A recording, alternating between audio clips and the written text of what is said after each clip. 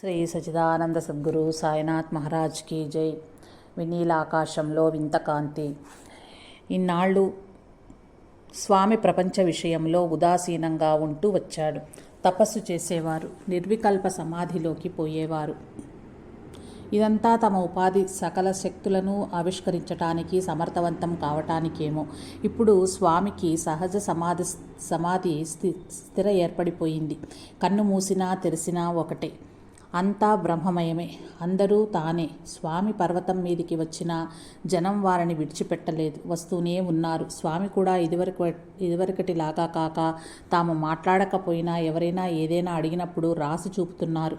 ఉపదేశాన్ని పొందటానికి కొందరు, వారి సన్నిధిలో శాంతిని అనుభవించటానికి కొందరు, వారితో విహారానికి వెళ్ళటానికి కొందరు ఇలా రావటం మొదలుపెట్టారు.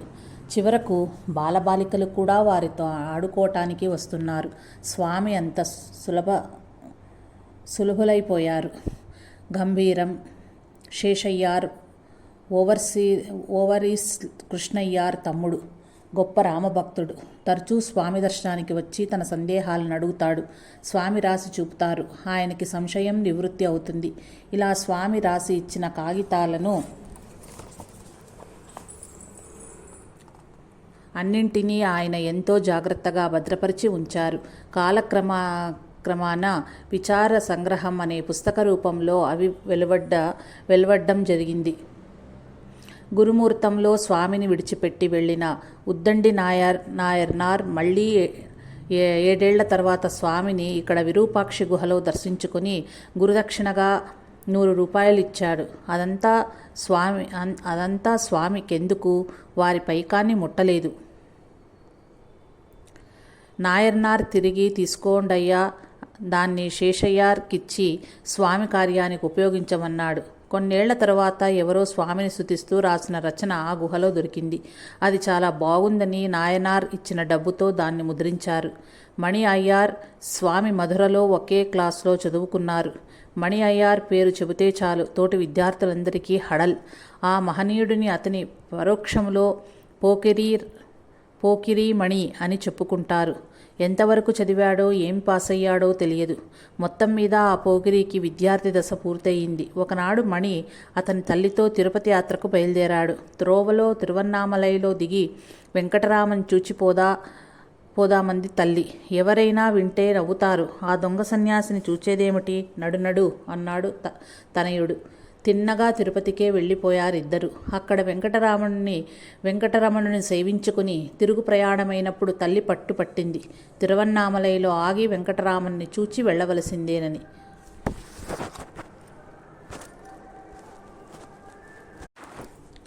సరే, అలాగే కాని. పాపం వాళ్ళ అమ్మ వాళ్ళు ఎంత బ్రతిమాలినా ఇంటికి రానంటే రానని భీష్మించుకున్నాడట. ఇప్పుడెలా రాడో చూస్తాను. మర్యాదగా మనతో బయలుదేరతాడా? సరే, లేకపోతే చెవిపట్టుకు ఈడ్చుకొస్తాను అన్నాడు పోకిరీమణి. తిరువన్నామలైలో దిగారు తల్లి కొడుకులు. కొండెక్కి విరూపాక్షి గుహకు వెళ్లారు. స్వామి దర్శనం చేసుకున్నారు. స్వామికి నమస్కరించి నిశ్శబ్దంగా కూర్చుంది తల్లి. కొడుకు కూడా నిశ్శబ్దంగానే కూర్చున్నాడు. నమస్కరించకపోయినా నేనెరుగునున్న వెంకటరామనేనా ఈ స్వామి? నాతో ఆడుకున్న వెంకటరామనేనా ఈ స్వామి? నాతో చదువుకున్న ఆ వెంకటరామేనా ఈ స్వామి? ఈ మార్పు ఏమిటి? ఎలా వచ్చింది ఈ మార్పు? నేనిప్పుడేం చెయ్యాలి? తలంపులు ఆగిపోయి ఒక విధమైన శాంతి ఆవరించుకున్నద అతన్ని. మౌనముద్రాంకృతుడైన తేజో విరాజమానంగా ప్రకాశిస్తున్న స్వామినలా చూస్తుండగానే అతనిలో ఏమి జాగృతి కలిగిందో కన్నీరు ధారగా ప్రవహించింది. మాట పెగల్లేదు. సాష్టాంగపడి నమస్కరించాడు. స్నేహితుడి మీద అభిమానం పోలేదు స్వామికి. చెవి పట్టుకు తీసుకెళ్లటానికి వచ్చిన అతగాడి చెవి పట్టుకుని తమ పాదాల దగ్గరే కూర్చోపెట్టుకున్నారు. జీవితాంతం స్వామిని విడిచిపెట్టలేదు మణి అయ్యర్. జీవితానంతరం స్వామిలోనే ఐక్యమైపోయారు. శివప్రకాశం పిళ్ళే విఘ్నేశ్వర భక్తుడు, పట్టభద్రుడు. రెవెన్యూ శాఖలో ఉద్యోగం. జమాబందీ పని మీద తిరువన్నామలై వచ్చాడు. స్వామిని గురించి విన్నాడు. వారి దర్శనం చేసుకున్నాడు. తత్వానికి సంబంధించిన సందేహాలను వెలిబుచ్చాడు. స్వామి రాసి చూపారు. పిళ్ళే సందేహాలు పటాపంచలైపోయాయి. తనకు ఉపదేశం ఇమ్మని ప్రార్థించాడు. కానీ స్వామి మౌనంగానే ఉండిపోయారు. పిళ్ళేకి వైరాగ్యం అంతకంతకు ఎక్కువయింది. ఉద్యోగానికి రాజీనామా చేశాడు. భక్తి ప్రపత్తులతో కాలం గడుపుతున్నాడు. తన స్వగ్రామంలో ఒక రోజున పాపం అతని భార్య పోయింది. కొన్నాళ్లు బాధపడ్డాడు. ఆ తర్వాత మళ్ళీ పెళ్లి చేసుకోవడమా మానడమా అనే సందిగ్ధావస్థలో పడ్డాడు. తనింకా యువకుడే. ఎటూ నిర్ధారణ చేసుకోలేని స్థితిలో చేసుకుంటావా అమ్మా, వద్దంటావా? నువ్వు చేసుకోమంటే చేసుకుంటాను, వద్దంటే మానేస్తాను. నీ సమాధానం ఈ కాగితం మీద రాసిస్తే సరి, లేదా నాకు తిరువణ్ణామలై వెళ్ళటం తప్పనిసరి అవుతుంది అని రాసి ఆ కాగితాన్ని తన ఇష్టదైవమైన వినాయకుడి ముందు పెట్టాడు. పెట్టి ఆ రాత్రి నిశ్చింతగా నిద్రపోయాడు. తన పూచీ తీరిపోయినట్టు తెల్లారింది. బొజ్జగణపయ్య గారేమీ రాశారో చూద్దామని కాగితాన్ని విప్పి చూచాడు. పెట్టింది పెట్టినట్టుగానే ఉంది. పిళ్ళేకిక తిరువణ్ణామలై వెళ్ళక తప్పలేదు. పిళ్ళే వచ్చి విరూపాక్షి గుహలో స్వామిని దర్శించాడు. తను వచ్చిన పని మర్చిపోయాడు. అడగాలనుకున్నది అడగలేదు. అడగకుండానే సమాధానం దొరికిందాయనకు. స్వామి ఉపదేశం: పెళ్ళి, పిటాకులు, విడాకులు ఇవేమీ కాదు. విచారణ, ఆత్మ, అనుభూతి ఈ మూడింటినే వారు నొక్కి ఒక్కాణిస్తున్నారు కాదు, రాసి చూపుతున్నారు. అది కాక వారి జీవితమే చాటి చెబుతోంది. జీవితాదర్శనం పెళ్ళి, పిల్లలు, సంసారం కాదని, తన్ను తాను తెలుసుకోవటమేనని. కాతే కాంత కస్తే పుత్ర సంసారోయ మతీవ విచిత్రః కశ్యత్వం వాకుత ఆయతః తత్తం చింతయ తదిహ భ్రాతః.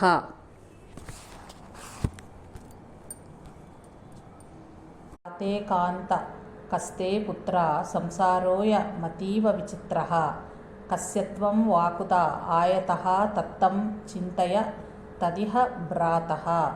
ఈ భార్యాబిడ్డలెవరు? చిత్రమైన ఈ సంసారం ఏమిటి? నువ్వెవరవు? ఎక్కడి నుంచి వచ్చావు? ఈ విషయాలను యోచించు సోదరా అని ఏనాడో చెప్పారు శంకర భగవత్పాదుల వారు. శివప్రకాశం పిళ్ళే తిరువణ్ణామలైలో కొన్నాళ్లుండి ఇక స్వగ్రామం పోదామని స్వామి సెలవు తీసుకోవటానికి విరూపాక్షి గుహకు వచ్చారు. స్వామి తమ అపురూపమైన దివ్య దర్శనమిచ్చారు పిళ్ళేకి. పిళ్ళే తన్మయత్వం చెందాడు. ఆయన ఆనందానికి అవధులు లేవు. ఇతరులెవరికీ లభించని అదృష్టం తనకు లభించింది. స్వామికి కృతజ్ఞతాపూర్వక సాష్టాంగ దండ ప్రణామాలాచరించాడు. తన ఇష్టదైవం విఘ్నేశ్వరుడు తనకేమీ రాసి చూపకుండా ఇక్కడికి పంపటం ఈ మహద్భాగ్యం కోసమేనని రూఢీ చేసుకుని అంతటి మేలు చేసిన గణపతికి కూడా జోహార్లు అర్పించాడు. పిళ్ళే ఆనాడు స్వామి దగ్గర సెలవు తీసుకోలేదు. మరునాడు సెలవు తీసుకుందామనే ఆనాడు కూడా అదే అనుభూతి, ఆ మరునాడు కూడా అదే. ఏమి స్వామి అవ్యాజ కరుణ, ఏమి పిళ్ళే పూర్వజన్మ పుణ్యం. స్వామి తనకు అనుగ్రహించిన దివ్య దర్శనాలని, వారికి తనపై కలిగిన కరుణా కటాక్షాల్ని వర్ణిస్తూ అనుగ్రహ అహవల్ అనే కావ్యాన్ని రచించి ప్రచురించాడు. దానికి అనుబంధంగా తాను స్వామి దగ్గర తెలుసుకున్న విషయాలను, అనగా స్వామి రాసి చూపిన వాటిని నేనెవడను అనే చిన్న పుస్తకాన్ని రాసి చేర్చాడు. కావ్యకంఠ గణపతి మునీంద్రులు స్వామిని దర్శనం చేసుకున్నది విరూపాక్షి గుహలోనే. అశేషేముషి ప్రజ్ఞాధురీణులు గణపత్యాంశ సంభూతులు అయిన గణపతి మునీంద్రుడు స్వామికి ప్రణమిల్లి ఇలా అన్నారు: స్వామి, నేను వేదాంగ శాస్త్ర పురాణ ఇతిహాసాలన్నింటినీ మదించాను. నాకిక చదవవలసినది ఏమీ లేదు. కోట్ల కొలది మంత్ర జపాలు చేశాను. ఆశించిన ఫలితం కనపడలేదు. శాంతి చేకూరలేదు. తపస్సు యొక్క స్వరూపం ఏమిటో సెలవిచ్చి నన్ను ధన్యుణ్ణి చెయ్యాలి. మిమ్మల్ని శరణుజొచ్చాను. మీ పాదపద్మాలనే నమ్ముకున్నాను. స్వామి గణపతి మునీంద్రుల కేసి తదేక దృష్టితో చూచారు. మునీంద్రుడు స్వామి అనుగ్రహానికి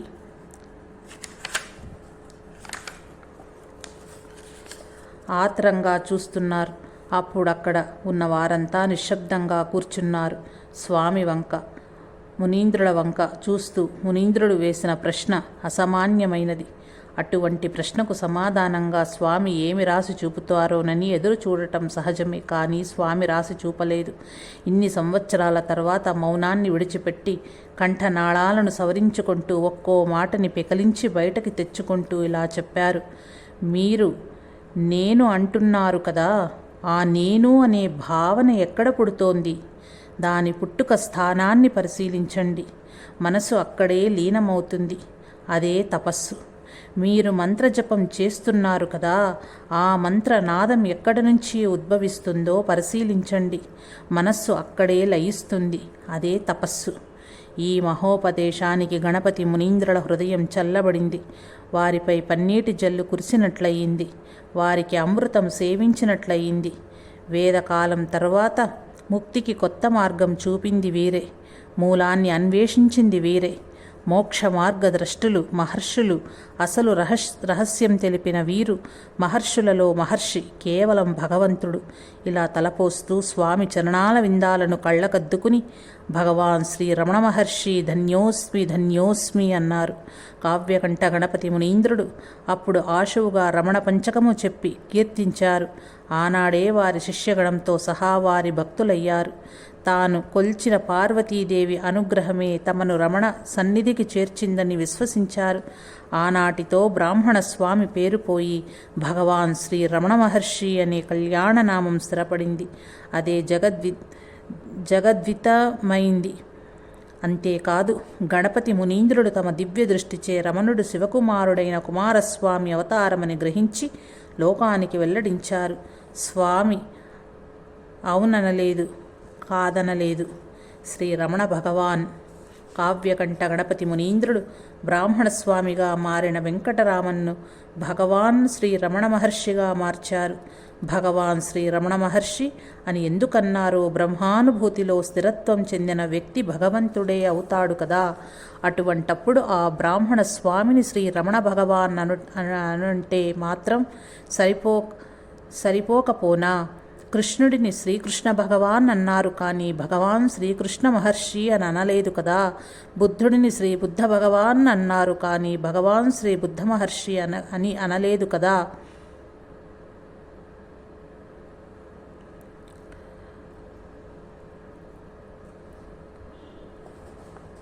భగవంతుడే అవుతాడు కదా. అటువంటప్పుడు ఆ బ్రాహ్మణ స్వామిని శ్రీ రమణ భగవాన్ అనుంటే మాత్రం సరిపోకపోనా? కృష్ణుడిని శ్రీకృష్ణ భగవాన్ అన్నారు, కానీ భగవాన్ శ్రీకృష్ణ మహర్షి అని అనలేదు కదా. బుద్ధుడిని శ్రీబుద్ధ భగవాన్ అన్నారు, కానీ భగవాన్ శ్రీ బుద్ధ మహర్షి అని అనలేదు కదా. మరొకలాగా చూచినా వ్యాస, వాల్మీకి, సుఖ, వశిష్ఠాది మహర్షులు కూడా క్రాంతదర్శులే.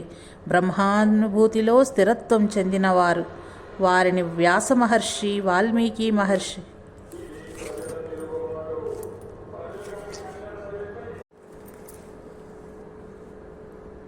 భగవాన్ శ్రీ వ్యాస మహర్షి, భగవాన్ శ్రీ వాల్మీకి మహర్షి, భగవాన్ శ్రీ సుఖ మహర్షి, భగవాన్ శ్రీ వశిష్ఠ మహర్షి అని అనలేదు కదా.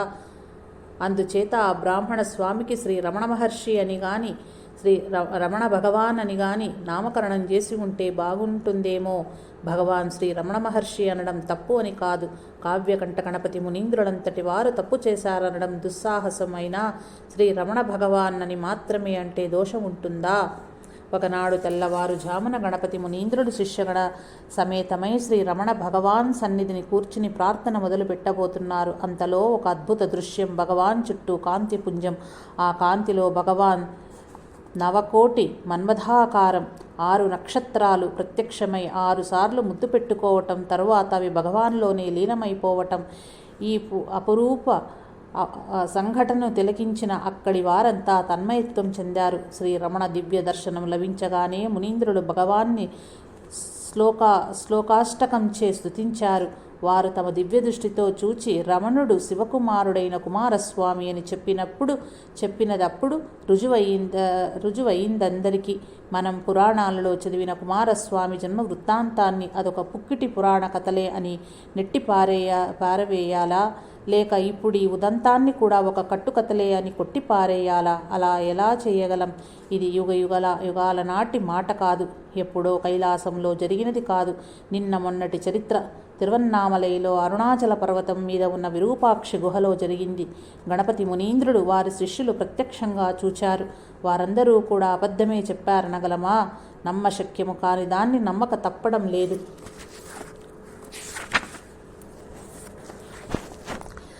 ఒకనాడు భగవాన్ నిమీలిత నేత్రులై కూర్చున్నారు. బాహ్య దృష్టిలోకి అప్పుడే వచ్చారు.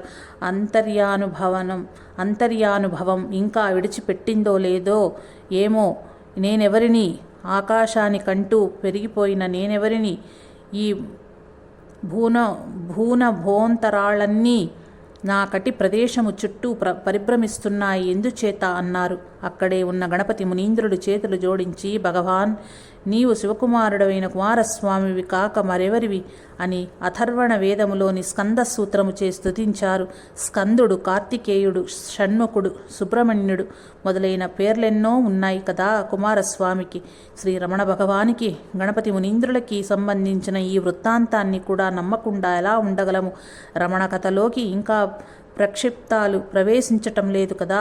రావణుడికి 10 తలలు, 20 చేతులు, కార్త్యవీరార్జునికి 1000 చేతులు. ప్రక్షిప్తాతనగా ఇటువంటివే. తిరువత్తయూరు వినాయకుడి ఆలయంలో గణపతి మునీంద్రుడు 18 రోజులు దీక్ష ప్రారంభించారు. దీక్ష పూర్తి కాకుండానే వారికేదో చిక్కు తటస్థించింది.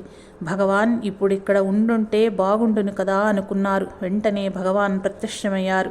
మునీంద్రులు వారికి పాదాభివందనం చేశారు. భగవాన్ వారి శిరస్సుపై తమ హస్తముంచారు. మునీంద్రులు శరీరములో విద్యుచ్ఛక్తి ప్రవహించినట్టయింది. భగవాన్ తమకు హస్త దీక్షనిచ్చినట్టుగా భావించారు.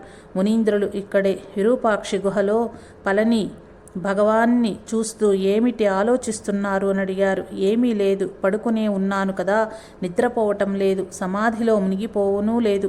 హఠాత్తుగా ఈ శరీరం పైకి వెళ్ళటం మొదలుపెట్టింది. వెళ్ళగా ఈ మేడలు, మిద్దెలు, ఈ చెట్లు, చేమలు, ఈ కొండలు, గుట్టలు కనపడటం మానేశాయి. ఎటు చూచినా తెల్లటి కాంతి. ఇలా వెళ్ళి ఈ శరీరం ఒకచోట దిగడం ప్రారంభించింది. దిగింది చూద్దును కదా. అది తిరువత్తయూర్. తిన్నగా నడిచి వినాయకుడి గుడిలోకి వెళ్ళాను. అక్కడ గణపతి మునీంద్రుల వారున్నారు. వారి శిరస్సు మీద చెయ్యి వేసినట్టు గుర్తు అన్నారు భగవాన్. జగదీశ శాస్త్రి అనే భక్తుడు భగవాన్ సన్నిధిని కూర్చున్నాడు. ఒకనాడు అతనికి హృదయ కుహర మధ్యే అని పదం స్ఫురించి హృదయ కుహర మధ్యే అంటున్నాడు. ఆ తర్వాత ఏమీ తట్టలేదు. భగవాన్ గమనించారు. అది అతని అవస్థ గమనించి,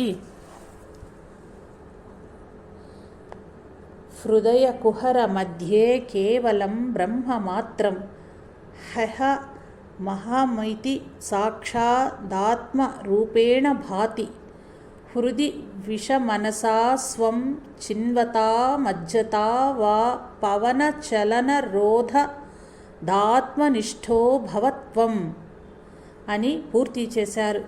హృదయ కుహర మధ్యాన్ని అద్వితీయుడైన పరమేశ్వరుడు నే అంటూ ఆత్మరూపంగా ప్రకాశిస్తున్నాడు.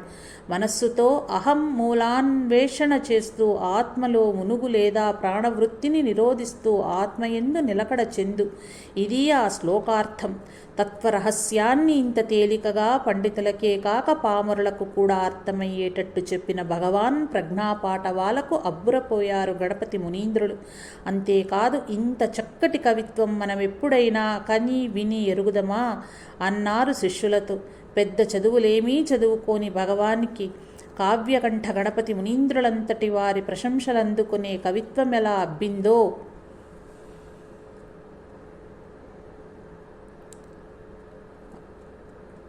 అబ్బకేం చేస్తుంది. వారికి అసాధ్యమైనది ఏముంది? వారు సాక్షాత్ భగవాన్ కదా. గణపతి మునీంద్రుడు ఉమాసహిస్త్రి రచనకు ఉపక్రమించారు. దాదాపు 800 శ్లోకాలు పూర్తయ్యాయి. ఇంకా 200 పైగా రాస్తేనే గానీ గ్రంథం పూర్తి కాదు. కానీ ఎందుచేతనో కావ్యకంఠుల కలం ముందుకు సాగటం లేదు. దేవి సమక్షాన ఆ గ్రంథాన్ని చదవవలసినది. ఆ మరునాడే మునీంద్రులకు ఏమి చెయ్యాలో తోచలేదు. తమ సంకట స్థితిని భగవానుకు నివేదించుకున్నారు. పర్వాలేదు, పూర్తవుతుంది, వ్రాయండి అన్నారు భగవాన్. అక్కడే కూర్చుని అప్పుడే మళ్ళీ రాయటం మొదలుపెట్టారు మునీంద్రులు. కలం చకచకా నడిచింది. 200 పైచిలుకు శ్లోకాలు పూర్తయ్యాయి. అంతవరకు మౌనంగా కూర్చున్న భగవాన్ చెప్పినదంతా వ్రాసుకున్నారా అన్నారు. చిత్తం, వ్రాసుకున్నాను అన్నారు మునీంద్రులు ముఖతా భగవాన్ ధార ప్రవహించిందా. ఆ మరునాడు గ్రంథ పఠన కార్యక్రమం పండిత ప్రకాండులు అచ్చెరు వంది చూస్తుండగా దేవి సమక్షాన దిగ్విజయంగా ముగిసింది. శ్రీ రమణ భగవాన్, కావ్యకంఠ గణపతి మునీంద్రుల పరస్పరానుబంధమెంత చిత్రమైనదో. మునీంద్రులు భగవాన్ కంటే 1 ఏడాది పెద్దవారు. భగవాన్ వారిని నాయనా అని గౌరవ పురస్సరంగా పిలిచేవారు. ఆ పేరే స్థిరపడిపోయింది వారికి. భగవాన్ అప్పుడు బ్రాహ్మణ స్వామి. విరూపాక్షి గుహలో ఉంటున్నప్పుడే ఎచ్చమ్మాళ్ వచ్చింది. భర్తని, ఏకైక కుమారుడిని, తనకున్న 2 కుమార్తెలని కోల్పోయిన దుఃఖం భగవాన్ను దర్శించగానే పటాపంచలయ్యింది. ఆనాటి నుండి ఆమె భగవాన్కు భిక్ష పెట్టని రోజు లేదు. ఊళ్ళో ఎక్కడో కాపురముంటూ ప్రతిరోజు కొండ ఎక్కేది. ఎచ్చమ్మాళ్ళకింత అనుభవమైన మమకారాలు పోలేదు. మేనకోడలు సెల్లమ్మాళ్ళని పెంచుకొని పెళ్లి చేసింది. ఆమెకు మగబిడ్డ పుట్టగా రమణుడు అని పేరు పెట్టింది. మనవడు పుట్టాడని సంతోషిస్తుండగానే పిడుగులాంటి వార్త, సెల్లమ్మాళ్ చనిపోయిందని టెలిగ్రామ్. భోరున ఏడుస్తూ భగవాన్ దగ్గరకు పరుగు తీసింది ఎచ్చమ్మాళ్. విషయం తెలుసుకుని భగవాన్ కూడా దుఃఖించారు. చిత్రం, ఎచ్చమ్మాళ్ బాధ ఆ క్షణంలోనే తీరిపోయింది. భగవాన్ ఆమె బాధను పంచుకోగానే ఆమె ప్రారబ్ధ కర్మ నివృత్తికా ఇదంతా. ఎచ్చమ్మాళ్ ఒకనాడు ధ్యానములో మునిగి కదలకుండా మెదలకుండా అలాగే 2 రోజులుండిపోయింది. ఆ ఇంట్లో వాళ్ళు కంగారు పడి భగవాన్ దగ్గరకు వెళ్ళి చెప్పారు. ఏమీ పర్వాలేదు, వెళ్ళండి అన్నారు భగవాన్. 3వ నాడు భిక్ష పట్టుకుని భగవాన్ దగ్గరకు వచ్చింది ఎచ్చమ్మాళ్. ఏమిటెచ్చమ్మా, మీ ఇంట్లో వాళ్లకు ఏదో విద్య చూపావటనే. ఎచ్చమ్మ నవ్వు చూసిన తేజస్సు కూడా దృశ్యమే, ఆత్మ కాదు. ఆత్మోపలబ్ధికే ప్రయత్నించాలి కానీ దృశ్యాలతో తృప్తి చెందకూడదు అన్నారు భగవాన్. ఎచ్చమ్మాళ్ నిర్ఘాంతపోయింది. తను చూచిన తేజస్సు సంగతి భగవానుకు ఎలా తెలిసిందా అని. వారికి తెలియదు ఏముంటుంది, సర్వాంతర్యామి, సర్వవ్యాపి కదా.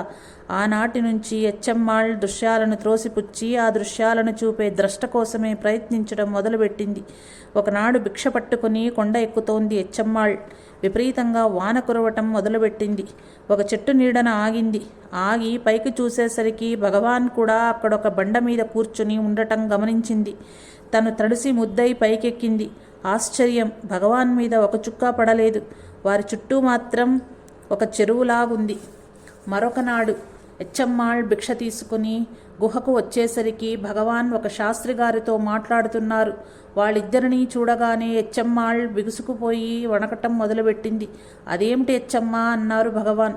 నేను వస్తుండగా సద్గురుస్వామి గుహ దగ్గర మీ ఇద్దరినీ చూచాను. వచ్చేస్తారు కదా, పోయి అక్కడే కూర్చుందామని వచ్చేశాను. మీరిద్దరూ ఇక్కడే ఉన్నారు అన్నది ఎచ్చమ్మాళ్. భగవాన్ చిరునవ్వు నవ్వి ఊరుకున్నారు. ఇదంతా విన్న శాస్త్రిగారు, భగవాన్ మీరిక్కడ నాతో మాట్లాడుతూనే ఉన్నారు, ఆ అమ్మకు అక్కడ దర్శనమిచ్చారు, నా మీద ఎప్పుడు మీ అనుగ్రహం అన్నారు. భగవాన్ ఎచ్చమ్మాళ్ళకు చూపిన అనుగ్రహాద్భుతాలు ఎన్నెన్నో. రామస్వామి అయ్యర్ ఒక చిన్న ఉద్యోగి, రమణ భక్తుడు, కీర్తనలు రచించగలడు, శ్రావ్యంగా పాడగలడు. రమణ, కరుణ, భరణ, నిన్ను శరణుజొచ్చాను, నాకు సమస్తమూ నీవే, మధువుతో నిండిన పుష్పానివి నీవు, ఆ తేనెను ఆస్వాదించుటకు ఉత్సాహపడే మధుపాన్ని నేను. ఈ అర్థమొచ్చే పాటని అయ్యార్ పాడుతున్నప్పుడు శ్రోతలు భక్తి తత్పరులై మైమరిచిపోయేవారు. అయ్యర్ భక్తుడే అయినా కర్మనెవరు తప్పించగలరు? ఆయనకు అపరిమితమైన అజీర్ణ వ్యాధి. గుక్కెడు గంజి మాత్రమే తాగినా అదీ అరగదు. తన రోగ విముక్తికి ఎన్ని మందులు వాడినా ఏమీ లాభం లేకపోయింది. ఒక భక్తురాలు పిండి వంటలతో సహా భోజనం తయారు చేయించి తెచ్చింది కొండ మీదకు ఒకనాడు. అయ్యర్ అప్పుడు అక్కడే ఉన్నాడు. ఆయన్ని భోజనానికి కూర్చోమన్నారు భగవాన్. తన అజీర్ణ వ్యాధిని గురించి చెప్పుకున్నాడు ఆయన. పర్వాలేదులే, భోంచేయి అన్నారు భగవాన్. భగవాన్ మీద భారం వేసి కడుపు నిండా తిన్నాడు అయ్యర్. గుక్కెడు గంజి కూడా అరగని అయ్యరికి ఆ విందు భోజనం వాతాభిజీర్ణమైపోయింది. ఆయన వ్యాధి ఏమైందో ఆనాటి నుండి ఆయన జీవితంలో ఎప్పుడూ అజీర్ణంతో బాధపడలేదు. రమణ స్మరణం మానలేదు.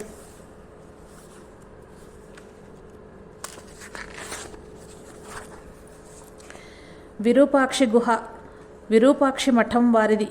విరూపాక్ష దేవర సమాధి దర్శనం భక్తులు విరూపాక్ష దేవర సమాధి దర్శనార్థం భక్తులు వస్తుంటారు. ఆ భక్తుల దగ్గర రుసుములు వసూలు చేసుకోవటానికి ఒక ఏజెంటును ఏర్పాటు చేశారు. కానీ అడపాదడపా వచ్చే భక్తుల కోసం కాచు కూర్చుని ఆ ఏజెంట్ ఏం వసూలు చేసుకోగలడు? అందుచేత అతన్ని అదేమీ పట్టించుకోలేదు. భగవాన్ ఈ విరూపాక్షి గుహకు చేరిన నాటి నుండి భక్తులు వేలాదిగా రావటం మొదలుపెట్టారు. ఏజెంట్కి ఇది మంచి తరుణం. పన్ను వసూలు చేయటం మొదలుపెట్టాడు. భగవాన్కి ఇది నచ్చలేదు. భక్తి మీద కూడా పన్ను విధించడమా అనుకుని గుహను వదిలిపెట్టి బయట ఉన్న చింత చెట్టు కింద కూర్చున్నారు. బాగా డబ్బు మరిగిన ఏజెంట్ ఊరుకోలేదు.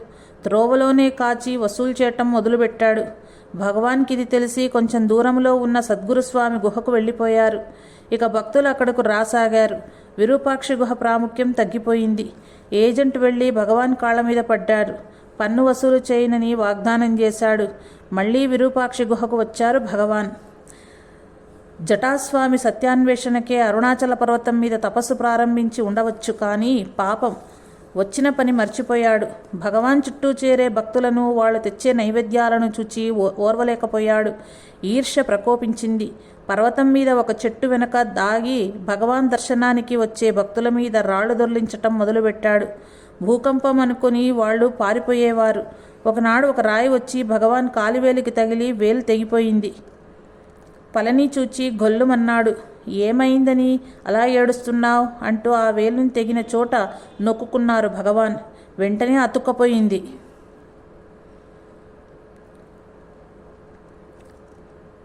తెగిన ఆనవాలు కూడా కనపడలేదు. ఒకనాడు రాళ్లు దొర్లిస్తున్న సమయంలో జటాస్వామిని పట్టుకున్నారు భగవాన్.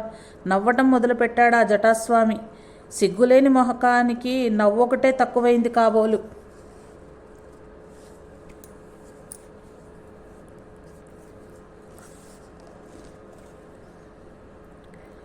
ఇంకో స్వామి, ఈయన పేరు బాలానంద స్వామి. యువకుడు, బంగారం లాంటి ఛాయ, అత్యంతాకర్షణీయమైన ముఖవచ్చస్సు. ప్రస్థానత్రయాన్ని అనగా ఉపనిషత్తులు, బ్రహ్మసూత్రాలు, భగవద్గీత చదివాడు. ఇంకా కొన్ని ఆధ్యాత్మిక గ్రంథాలను చదివాడు. అనేక భాషలలో అనర్గళంగా మాట్లాడగలడు. మాట నేర్పరి, వశీకరణ శక్తి గలవాడు.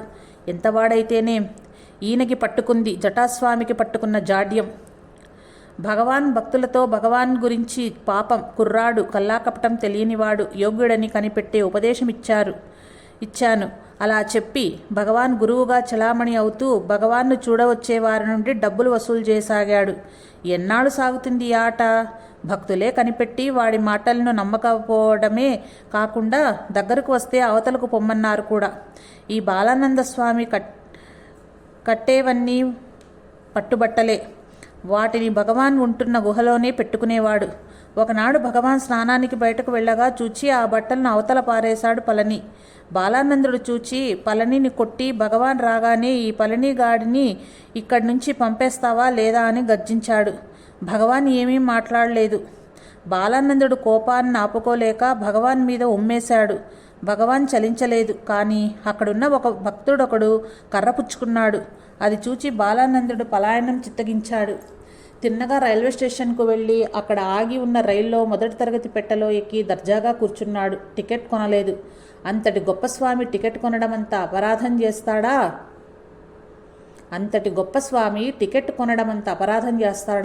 ఎక్కడికి వెళ్ళినా ఎంత తప్పించుకుందామని చూచినా వాడికి ఆనాడు రాసిపెట్టి ఉన్న దేహశుద్ధి తప్పలేదు. బాలానందుడు ఎక్కిన పెట్టెలో వయసులో ఉన్న భార్యాభర్తలు మాత్రమే ఉన్నారు. ఆ యువకుణ్ణి ఏదో ఆజ్ఞాపించాడు బాలానందుడు. అతను నిర్లక్ష్యం చేశాడు. బాలానందుడు కోపదృక్తుడై లేచి నిల్చున్నాడు. శపించేవాడిలా పోజు పెట్టి ఈ కులుకులాడి మత్తుతో నేను చెప్పింది వినిపించలేదా నీకు? చూడు నిన్నేం చేస్తానో అన్నాడు. ఏం చేసేవాడో గాని ఈ లోపుగానే ఆ యువకుడు కాలిచెప్పు తీసుకుని ఎడాపెడా వాయించేశాడు శ్రీ శ్రీ శ్రీ బాలానంద స్వామీజీ మహారాజ్ వారిని.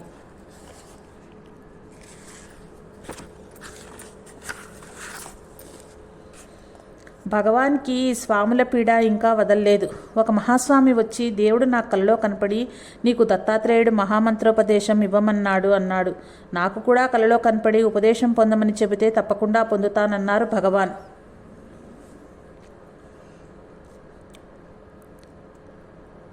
మహాస్వామి ఉగ్రుడైపోయినాడు. కానీ ఏం చేయగలడు? ఏమీ చేయలేక భగవాన్ మీద విషప్రచారం మొదలుపెట్టాడు. అయినా మహాస్వామికి బాగుపడే రోజులున్నాయి కాబోలు. ఒకనాడు తన ఒంటరిగా ఉన్నప్పుడు భగవాన్ ప్రత్యక్షమై మోసపోకు అని చెప్పి వెంటనే అంతర్ధానమయ్యారు. మహాస్వామి జ్ఞాననేత్రం తెరుచుకున్నది.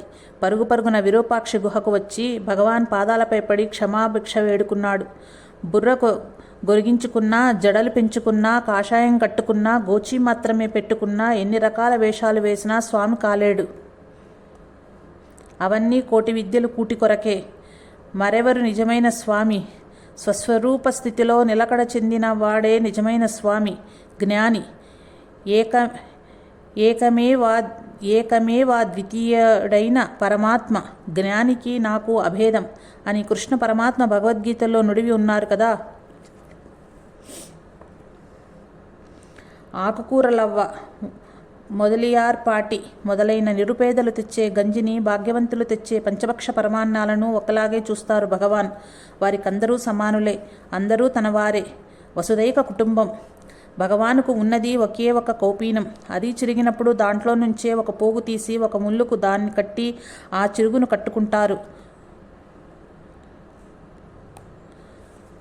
కౌపీనవంతః ఖలు భాగ్యవంతః. ఎవరో ఎప్పుడో ఒక తుండుగుడ్డనిస్తే వాడగా అది చిరుగుల పోగై కూర్చుంది. దాన్నొక కుర్రాడు చూసి, స్వామి, గవర్నర్ గారు మీ తుండును కొంటారట, అమ్ముతారా అన్నాడు నవ్వుతూ.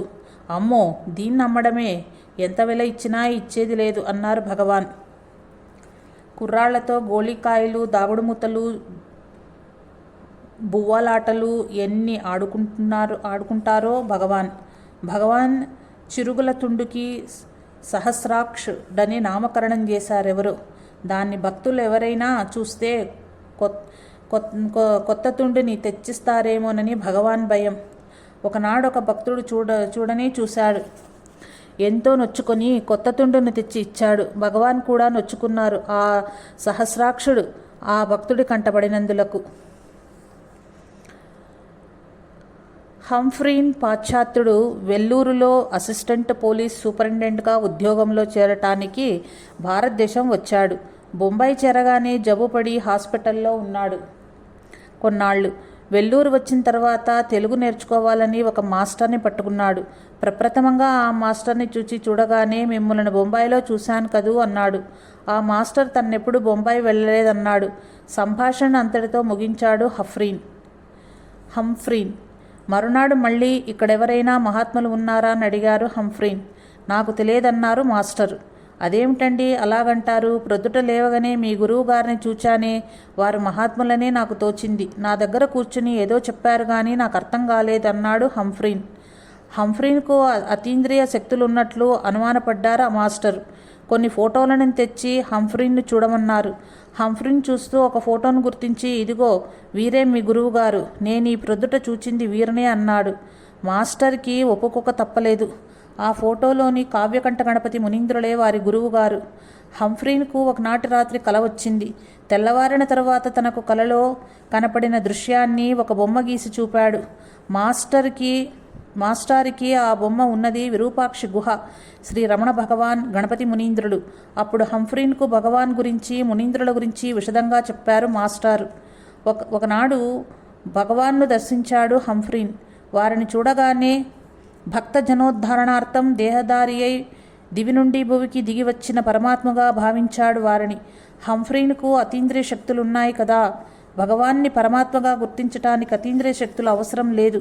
ఆ అలౌకిక సౌందర్య శాంతి స్వరూపుని గాంచగల కళ్ళుంటే చాలు. జై రమణ. జై సాయి మాస్టర్.